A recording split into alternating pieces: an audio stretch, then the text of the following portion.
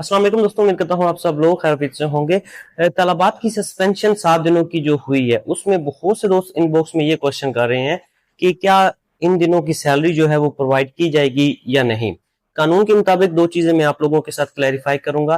Freelancer वीजे वाले, commission based वीजे वाले जो उनके साथ काम कर रहे हैं, कमीशन और जो सप्लायर कंपनीज उनके साथ अटैच है, उनके राइडर्स हैं, उनका स्टाफ है, और प्लस तलबात का अपना जो स्टाफ है, जो डायरेक्ट हायरिंग, जो पे रोल प्लस बेनिफिट्स जिनको मिलते हैं, उन पे हम बात करेंगे। इसमें सबसे पहले ये बता दूं कि लॉ नंबर 14 लेबर के कानून के मुताबिक सन 2004 में ये के सेक्शन में आता है।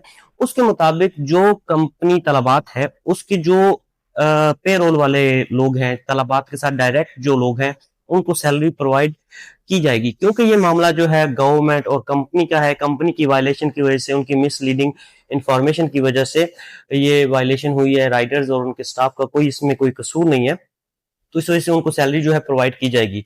अलबत्ता जो फ्रीलांसर वीजा वाले या सप्लायर कंपनीज के थ्रू पर कमीशन पर डिलीवरी उनके साथ अटैच हैं, तो उनकी कंपनीज ये बहाना बना सकती हैं कि क्योंकि उन दिनों कोई डिलीवरी हुई नहीं, कोई काम हुआ ही नहीं, तो अदायगी नहीं की जाएगी।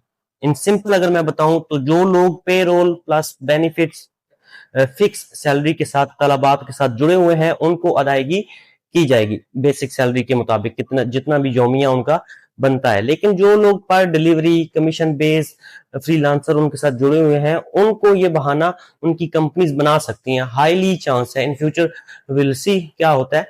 तो आई नो, मुझे हाईली चांस यही लग रहे हैं कमीशन बेस्ड जो कंपनीज है ये बहाना बनाएंगी कि क्योंकि उन दिनों काम नहीं हुआ तो आपको सैलरी प्रोवाइड नहीं की जाएगी। लेकिन अगर आपके साथ कोई गैर नाइंसाफी होती है आपके साथ, तो आप मिनिस्ट्री ऑफ लेबर में जाके कंप्लेन कर सकते हैं कि अदायगी नहीं की गई।